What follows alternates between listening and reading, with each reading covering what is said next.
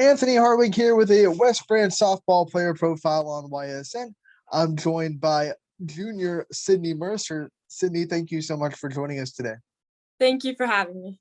In like junior season, you lost sophomore season because of COVID, but you come into this junior season.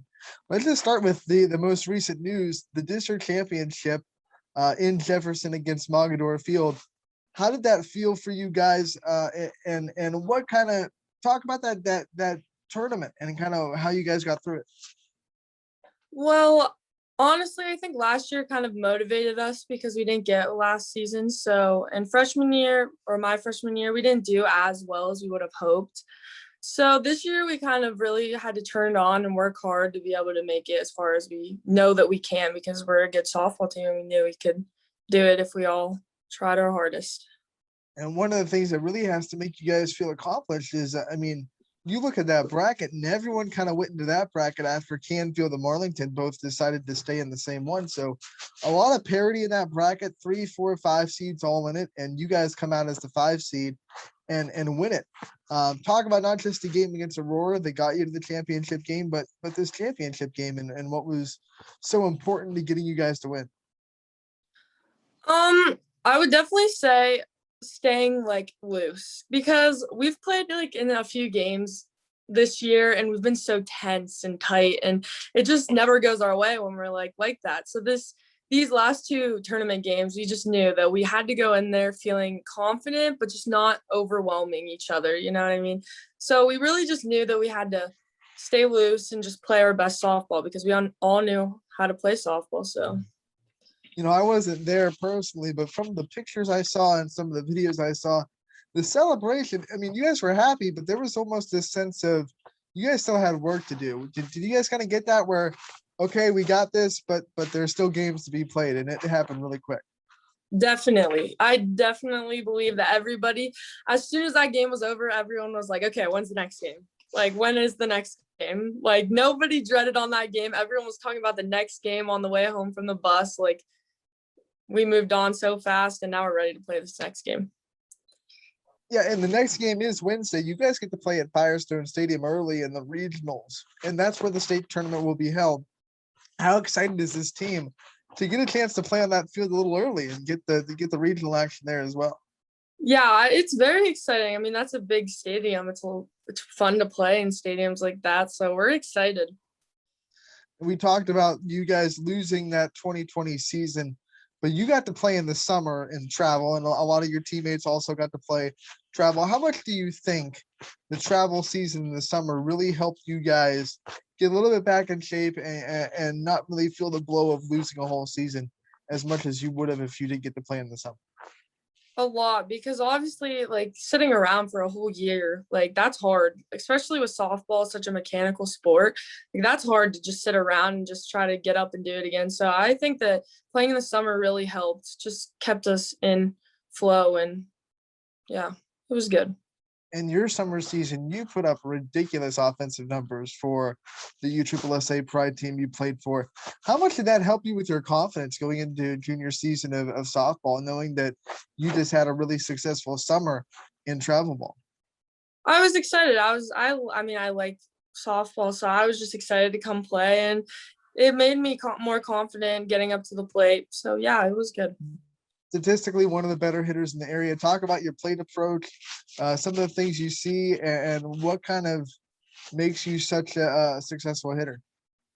I would honestly say that I just get up there. Like, I don't think about really anything. I just get up to bat. I don't think about, because if you get up to the plate, like thinking about how you're going to hit it or where you're going to hit it or your swing or anything, then everything just becomes jumbled up. So I think that I really just get up to the plate knowing that I know how to hit the ball, and I just get up there and swing as hard as I can.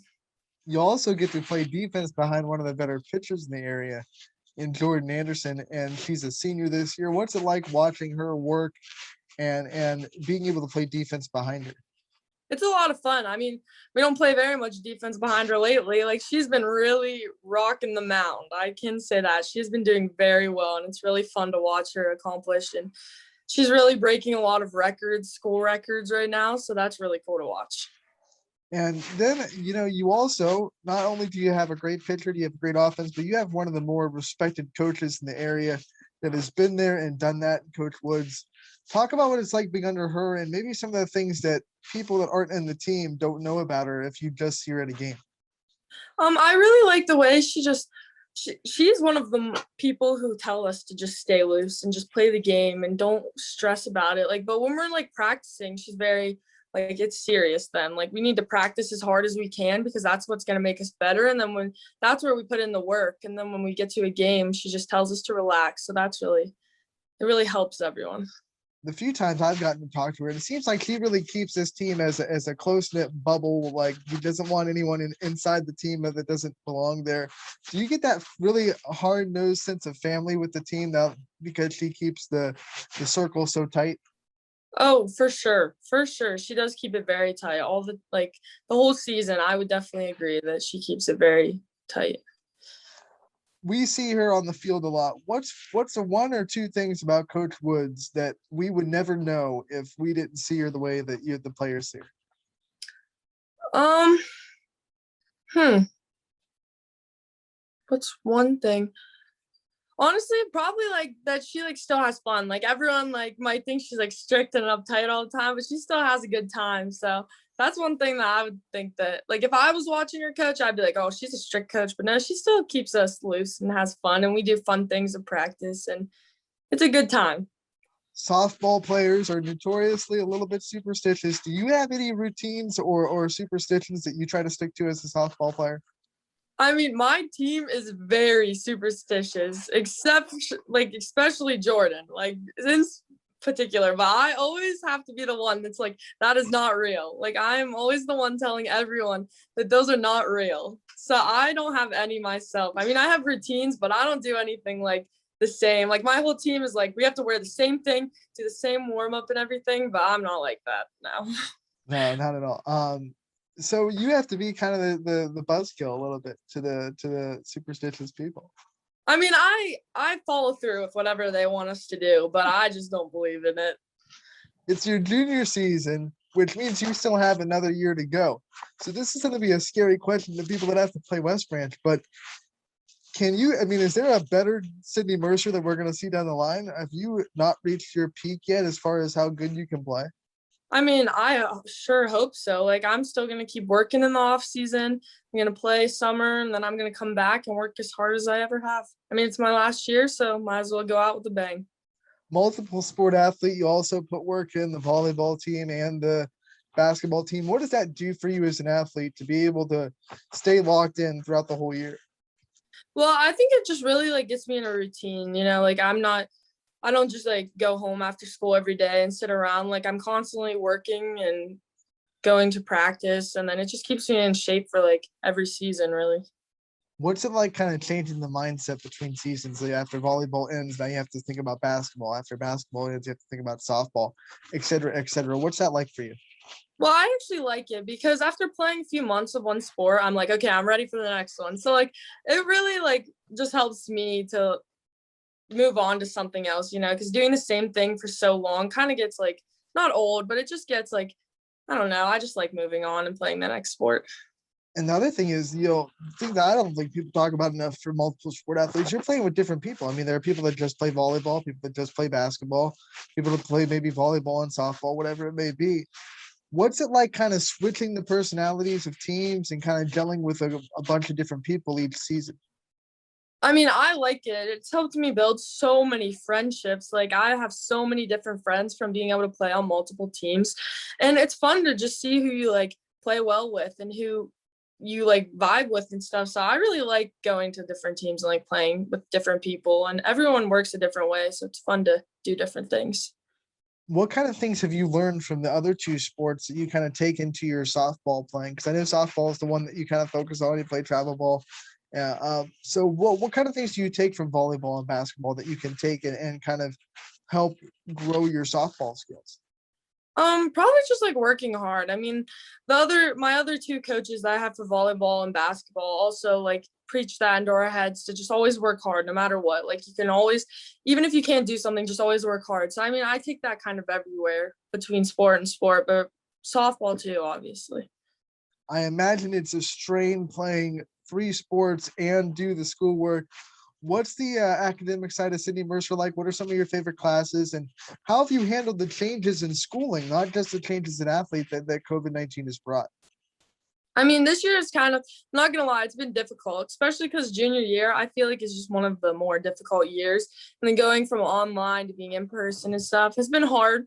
It's been very hard, but I mean, I still have to manage it, and I get home after practice and do schoolwork and stuff like that. And I really like math, so that's always keeps me excited.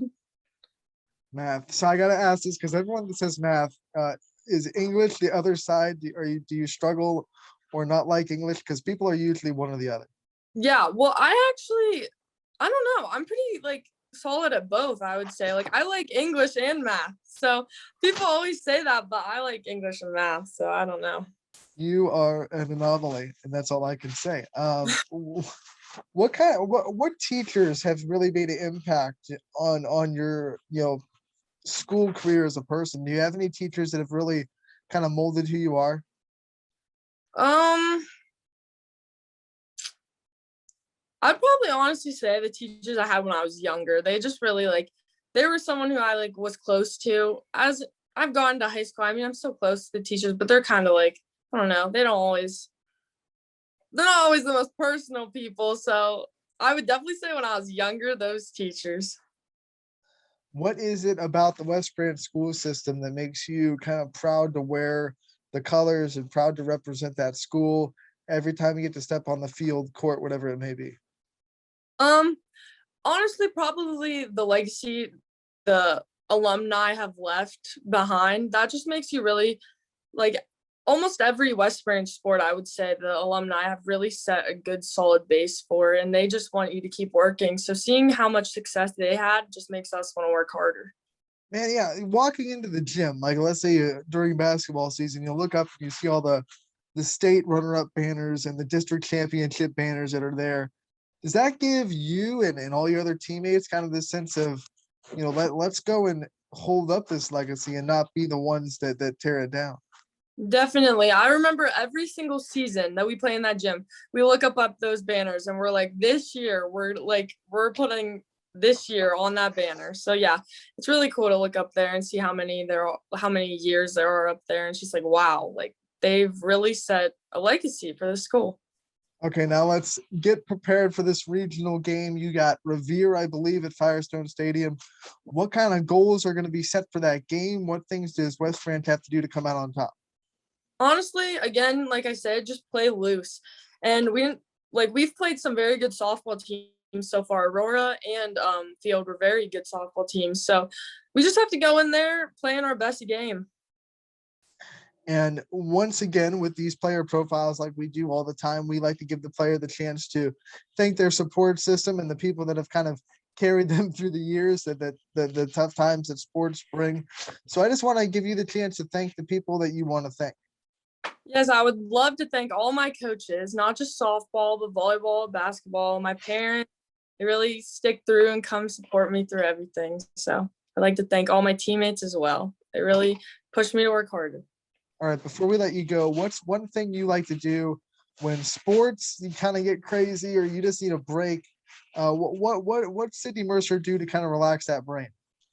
Probably hanging out with my friends. They keep me relaxed, and I just like going to have a good time with them. We play a lot of spike ball. What's the hangout? Well, the post game hangout. If you're gonna go and have a meal or something after a game, where's the destination? It would be Chipotle for sure. I'm guessing if I asked what's your favorite post game meal, it would be a Chipotle, right? Yes, for sure. What's the go-to order at Chipotle? Um, it depends. Either a burrito or a bowl. There you go. Sydney, thank you so much for joining us today. It was great to catch up with you. Good luck in the regional semifinals next week, and we look forward to talking to you again real soon. Thank you so much.